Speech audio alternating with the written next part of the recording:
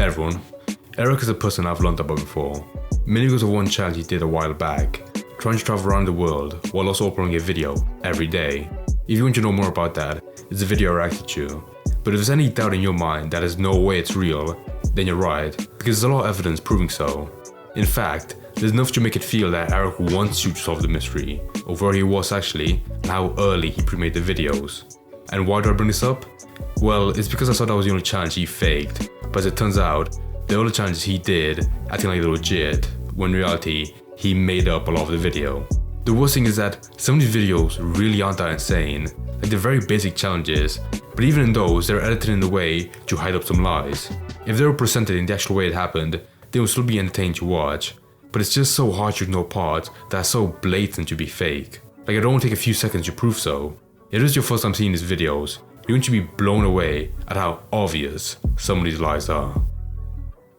From faking videos and charitable donations to outright doxing someone to millions of viewers, it's safe to say Airrack's 14.9 million subscriber YouTube channel is an empire built off lies waiting to crumble down. He has been caught faking his videos. But he did dox. Yeah, I know about this one. I want to see about this doxing story. With 15 million subscribers, that is like an army of partisans ready to tear someone down. This proves he faked some of his content. You can count on me to not fake videos, unlike almost every other. I always forget how piercing his blue eyes are. Internet anarchist, I create weekly YouTube documentaries, and today we'll be revealing how one of YouTube's largest creators, Airrack, is a complete fraud and has been one from the very beginning. We'll go over how he faked. I hope he doesn't stop with that challenge he did, with traveling around the world in 30 days, whatever, making a video. Because I know about that one. I want to know the more deep stuff, you know, no fat. Titled "Cycling Across 38 Miles of Ice," where he claimed he was on a mission to donate money and support locals from a small town named The Angle, which tragically became isolated during COVID after Canada closed their borders. To say the town was suffering would be an understatement. At the beginning, a local named Greg Henham would take his 25-foot speedboat 40 miles across the lake in order to bring back essentials for his suffering community. However, oh my god, I got frozen over. Jesus. Resulting in a last-minute 30-mile ice road being created in order to connect the small community with the rest of the What doesn't he do that challenge where like people with semi-trucks try to drive through it and have like a 50% chance of breaking and dying? Isolated from the rest of the world is a small place in Minnesota called The Angle. Parkour, here we go. Due to COVID restrictions in Canada, The Angle has turned into an island where nobody can come in and nobody can leave. Now they've lost over $10 million worth of normal tourist money. So our goal is to Wait, have they become so dependent on like crossing water, they don't really have any vehicles to cross ice? Because it looked dense enough to actually support a car, which why I joked about actually having like a delivery truck come in. The most dangerous ice road in the US. See, I was being serious. Oh, almost broke there. But it could happen. Positive challenge. Several clues throughout the video would reveal a more sinister undertone, which involved major lies, doxing, and fake charity. But before we start debunking Airrack's career, I want to give credit to Soggy Cereal for being the first creator to cover a lot of the information I'm going to be sharing in this video. I'm actively not gonna watch that channel because of the name, Soggy Cereal. To ride an ice bike across the frozen lake in order to reach the village. I saw this video from the Q. He built this ice bike, saw blade of death. So I'm thinking we build a couple. That guy looks so tired. He looks like that friend that was forced to be in the video. Like, yeah, sure, it'll be a good idea. As the video went on, Airrack, Phidias, and his friend Mac would start their journey to The Angle. Airrack made sure to create a sense of danger with an. How old is it for them to have like COVID masks on? I know he said COVID was a huge factor to this town being like removed from society, but there's no way it's still actively, like COVID is still going on. The time of this video. And I don't want it to turn into a rescue mission by any means. So apparently somebody fell through the ice on an ATV and they're on a rescue mission right now. The ice at this place is melting like super quick and they don't want to let us cross at all. Oh, is that a challenge that they're perfectly in this limbo of like it being hot enough or warm for the ice to now be strong enough to support a car, but it's still frozen over for no boat to go through. Yeah, that really is like the worst situation then. The most northern point of the US. And whilst outside constructing their ice bikes, we get a view of the outside of their accommodation. Houston found us because I posted an Instagram story. Turns out this entire trip would be completely impossible if it weren't for Houston.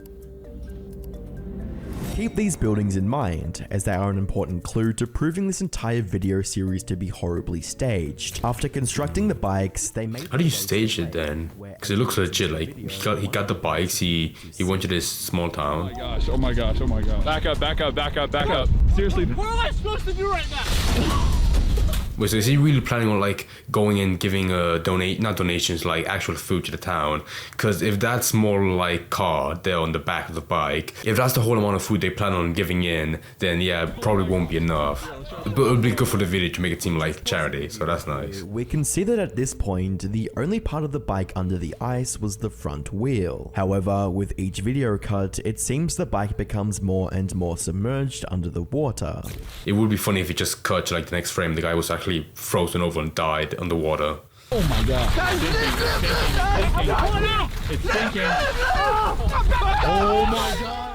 Whilst based on the video alone, It does look fake, like, oh my god, like not even trying to hold on to it. less insiders confirmed that they dropped the bike on purpose, and the guide who was with them almost received a fine and almost lost his job. Following the staged sinkage, the other bike they took along also broke, leading the trio to head back to their accommodation, ending off the first video in the series. The following week, on the 12th of April 2021, Airrack would upload the second episode of the series, titled I Survived 24 Hours on Ice. It would be this very video. I just don't say it now because I feel like he's gonna move on to the next story. I see a lot of people always try to make like a story or a video and like some kind of disadvantaged group of people. Like that one town I just mentioned that was actually stuck on ice, that they couldn't get any supplies because there was the worst situation possible with the only mode of transport, like being the lake, whatever, being frozen over. Like that situation was the worst they could probably have.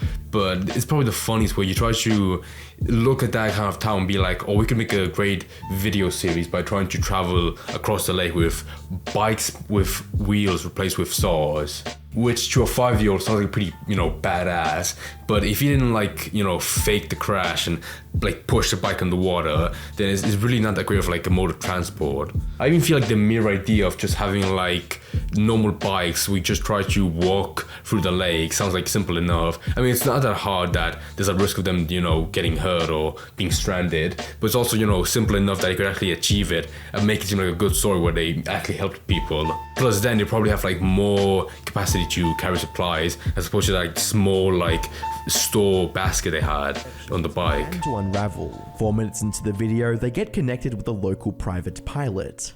Good news is that we found a plane, and he can pick you guys up tomorrow. So out of the 17 people that live at the angle, one of them is a pilot, and he's able to find an airplane for us. Only problem... Bad news is he's gonna require at least $3,500, and there's about a 50-50. Oh, that's a penny for you. Don't make that face. Land on the runway because of the ice. So regardless, I have to pay him the $3,500. Following this, there would $3,500? $3,500,000 or 100 million views on YouTube?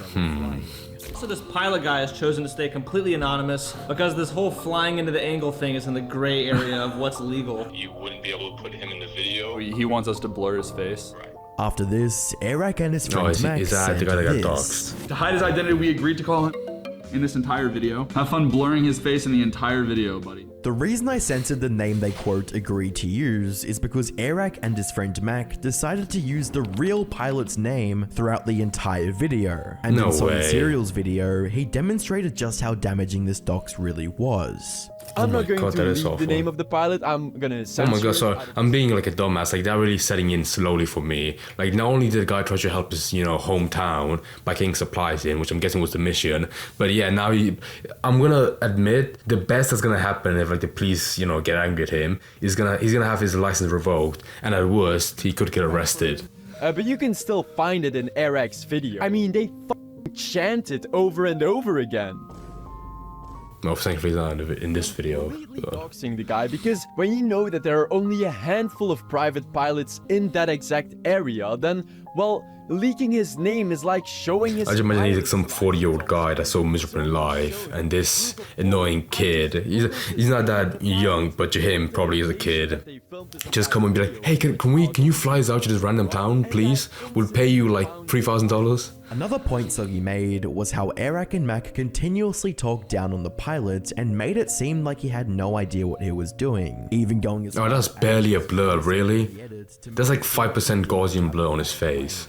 They also keep trash talking the pilot for some reason and just bullying him. Plane barely works. Come on. Stupid plane. He's like talking up all this game about how sick he is at flying planes. Whoever that editor was just sucks. Like, sure, he did say like he's not gonna put it in the video, but couldn't you just crop it so you can see like him working the plane and not his actual face? Plus that voice they had, like the deep one, it's like minimal effort. Full fake bull. See, according to my insider, and which I also suspected, this clip. Come on. Stupid plane. Well, why don't you start? God damn. Well, it's completely. Was that actually editing? That sucks. Said Airrack asked someone to send him a fake voice memo so he could use it as a voice overlay and lie about the pilot getting pissed that the plane didn't start. You can count on me to not fake videos. Which is so messed up, especially after doxing him, so far so that the plane company they used now hates Airrack for faking this entire. Oh, was it air company as well? God. Plane not starting and disrespect. Yeah, probably isn't best for business if they make it seem like most of the planes in reserve don't work.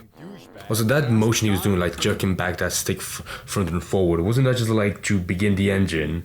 Like, 'cause it looks like a kind of oldish plane, not like with flaws, but like the kind of that you have to manually start, you know, you know. But circles the airport until he runs out again. Following this, they arrived at the Angle. We did it. Sweet. Let's go. Did it! Let's go, baby! I can't be that excited. The angle! The angle! We're here. I mean, it looks kind of like everywhere else we were, but. This is where the video gets even more fraudulent, as Airrack explains his mission in the Angle once again. Now that we admitted to the angle, as I had previously mentioned, the goal was to empty the entire Airrack bank account in order to give back to the lack of tourism in the angle. So we had a lot of work to do. Firstly, we reserved the nicest cabin at the nicest resort on the entire. Wasn't the whole issue that they couldn't get supplies in? What are they gonna use? What are they gonna use that money if they can't even pay for people to come across there? I mean, surely I get that money is lighter to carry in the plane, but still, I'm pretty sure there are people actually struggling with food or water. Water may not be an issue, but definitely food though. Instead, about 40 miles away at a resort named Sportsman Lodge. Keeping this in mind, let's just watch how willingly Airrack and Mac will outright lie to the audience whilst pretending they were helping a community in need. Firstly, we reserved the nicest cabin at the nicest resort on the entire angle. Cost a nice little chunk. It's a cool cabin though. We also got. Oh god, it's not that big an issue with money. Style cabin tour. Beautiful view of the lake. Out these giant windows. Sleeps 5 people. We only have 4. Later in the video, they head out to the restaurant where they begin to get recognized by locals. See if you notice anything strange about this conversation. Oh boy. Sticking out like a sore thumb by being here, because nobody from LA comes to Sportsman. You know, that's the real American spirit. A dying town, but still has a lively bar. I like that. Thumbs. Following this, he mentions the location they really were at, Sportsman Lodge Resort. If you listen closely, you can hear the editor cut out his audio whilst the camera pans to Airrack doing a fake laugh. Here's the clip again. You guys are sticking out like a sore thumb by being here, because nobody from LA comes to Sportsman. For those of you who have seen Mr. Beast's Face Your Biggest Fear to Win $800,000 video, And of course he has to be tied into this, hell yeah. the main contestant. Well, here's how far Mac is willing to go to straight up lie in order to get views. With our stomachs completely full of angular food. Is that funny? It's like triangle shaped everything. We proceeded to the arcade. I cashed out, I think, like $100 in coins. Soggy Cereal did a great job at breaking down and proving beyond a doubt that Airrack and his friends did not even touch foot in the Angle, and that the resort was the same one they stayed at in Oh the my first god, there's episode. no way they actually... Guess what? Jesus when Christ. going through online pictures of this, There's no way they faked that entire experience of going to the bar. Like, wow, I can't believe I'm actually in the Angle, dead center on the location. Please don't look up the facts. this fireplace and wood as the cabins Airrack lies about renting in the Angle. Actually, You know, it probably is the best location to fake that kind of video because it's so like desolate. How are you gonna go there and prove that he wasn't there himself? part of this luxurious vacation resort, 200,000 feet away from the angle. Such a coincidence that this exact shot of the angle swimming pool perfectly lines up with this shot of the swimming pool in the Sportsman Lodge Resort in Baudette. You can even see the same arcade up there. Ultimately, Airrack's videos on the angle were a quick cash grab in disguise of a noble and charitable mission. It's clear by this point that— Wait, hold on. I'm really dumbfounded by this because it's so bizarre. So did they actually like fly there? Because they had the actual pilot, you know, take them there and jack off the plane, whatever. But were they only there for like a short amount of time before flying back and again like a hotel? Because yeah, I was wondering, for a place that's described as like desperately in need of help, they do seem to have like a good bar with a nice hotel. Like I understand a lot of like small towns, no matter like how small the population is, they're always gonna have like at least one place, either because they have like some truckers come by or because the owners just don't care if they're losing money and they might as well have it open. But with like that kind of place that has no roads attached to it and the only visitors coming in are just people like delivering food, I don't see why that kind of like massive kind of like, you know, expensive place, it would make more sense if they went to like some local and be like, can we stay there, as opposed to renting out like a place for a night. That would make more sense. But the fact that he went to the most popular one around the area that had an actual like website you can see photos of, then yeah, that is just dumb. Content. Ironic, considering he likes to label himself as one of the only quote real YouTubers. Does Airrack fake videos? This question triggers me because of the lengths that we go to make sure that videos are not faked, unscripted, completely real. Well, like the funny thing is, even if it wasn't, if he was just honest with what he did, that would still seem like more effort. But I don't see why he tries to like make it 10 times bigger than adding through lies. Like just saying he traveled around the Angle Island, whatever, still sounds, you know, decent enough. If you thought the angle situation was bad, this was just one of many videos Airrack has outright staged or faked, as Soggy Cereal would also expose his I crossed America in a perfectly straight line video as completely fake as well. I'm standing at the northern border of America, and I'm gonna cross the entire country in a perfectly straight line. Starting at 3, 2, 1. Now I've got all types of vehicles to go through, mountains, rivers, canyons. The only rule is if I ever step outside this line, the video's over, I lose. Now, before I set out on this journey, I did some quick maths. If I can— Right, this one's like purely digging his own grave, because yeah, people could easily find how you faked it. So my friends are about to pick me up in our first— Before we analyze the video, remember that this is one of 7 videos on Airrack's channel titled as Traveling in a Straight Line, and each series— Wasn't that a whole series of like traveling the world? Like making a video every day? I could have sworn I seen those like together in that last video I reacted to. Hats, hoodies, t-shirts. It's literally us on the shirt. This design is so sick. I'm so proud of how it turned out. It's available for 72 hours. Man, you paid some kind of $5 to make that. Can't be that grand. Boys, please. Merch available, top link in the description. We would appreciate it. Keep the merch in mind, as it will be mentioned later in the video. Anyway, the video starts out with Airrack and his friend Mac from the last video explaining the stakes of the challenge.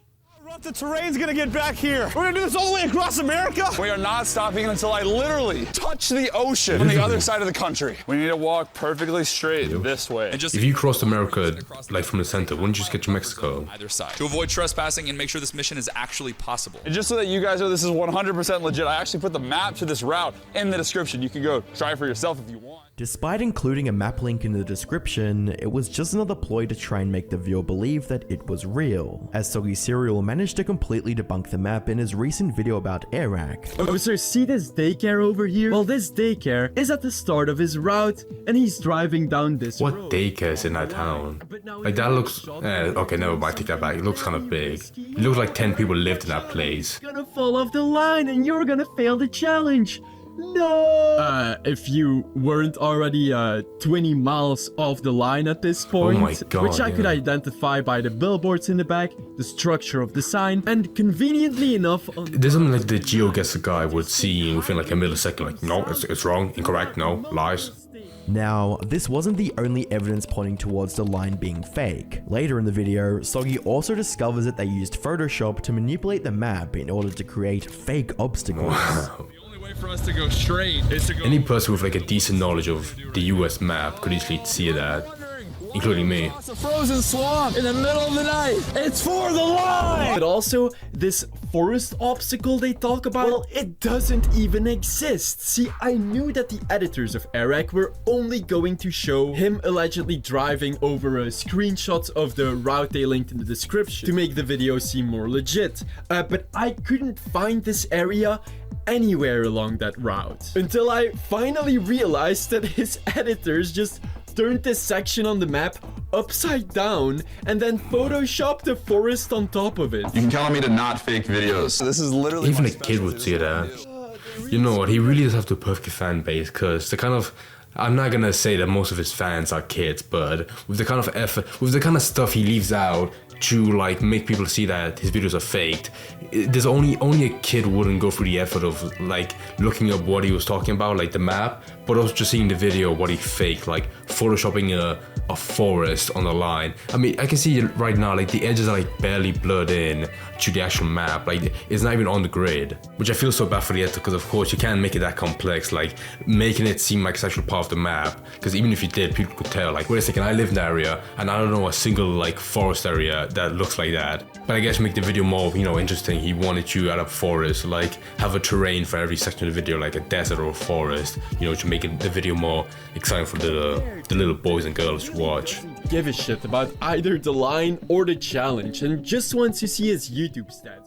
With in mind just how blatantly Airrack is willing to lie in order to fake his content, it would be no surprise if the rest of his straight line series were to be fake. A common defense I hear from Airrack fans is that he used to be a genuine and real creator back when he used to sneak into events and parties. However, I received an email from a viewer that proves Airrack has been a fraud from the beginning. In his 11 million view video titled "Sneaking into a Festival as a Fake DJ," Airrack spends the whole video acting like him and his friends are sneaking into the festival, and the video actually seems quite believable until you go 3 minutes and 50 seconds in, when Airrack's friends Mac and Tyler decided to jump a fence where, if you listen closely, there's fake police yelling added by the video editor to increase tension.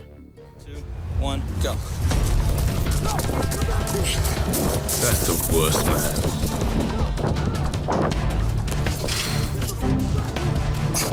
This actually sucks. It sounds muffled like it's in a room, but they're outside. Let's hit it.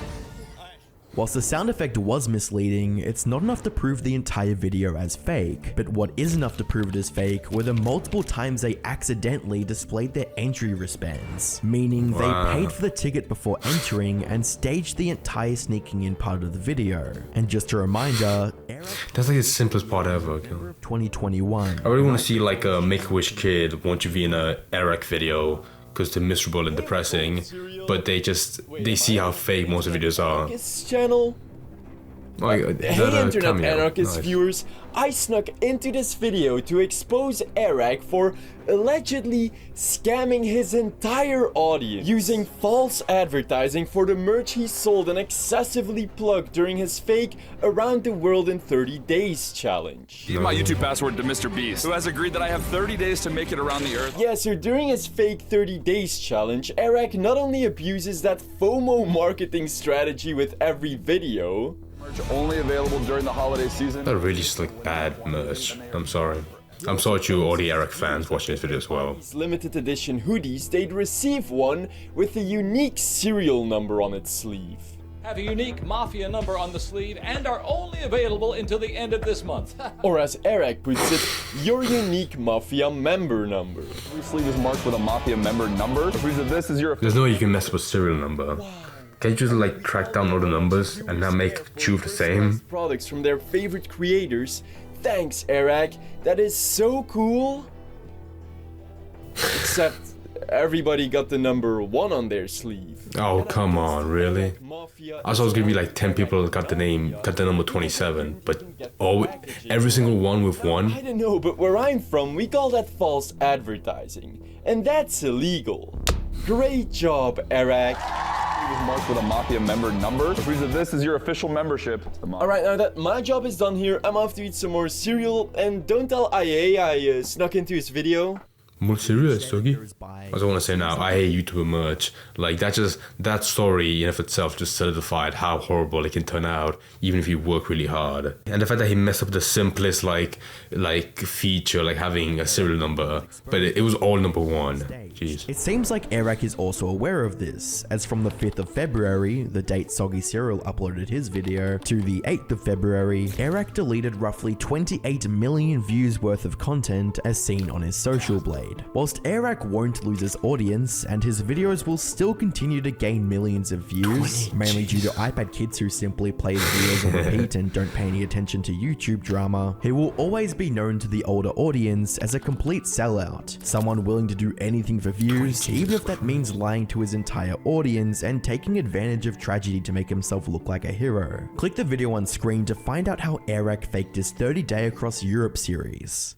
My god, Jesus Christ, that's insane to me. 20 million views, cause like he is the kind of, he doesn't seem like the kind of guy that would care that much about drama. Like when you have mostly kids watching your like horrible content, you know, because they like it, I guess, then you really don't have to care about drama, because they're always just keep on watching your videos, no matter what kind of stuff people will say about you, like the fact that you fake it, because in their eyes, like for the kids, they like seeing the funny man travel the world or whatever. But if he deleted like 3 or 5 videos that had like 28 million views in total, then that must mean he's actually scared of being, you know, more painted as a sellout that just fakes his videos. Because even if he does care about the whole image of him being like an authentic creator, that's still like a lot of money that he got lost from those videos just by deleting them. And so far, he does seem like the kind of guy that would, I'm not saying he purely does it for money, but you can tell it's just like with merch and the whole plan of his videos that he does want you, you know, make some good revenue out of it. Which I guess is working, because it seems that people bought like the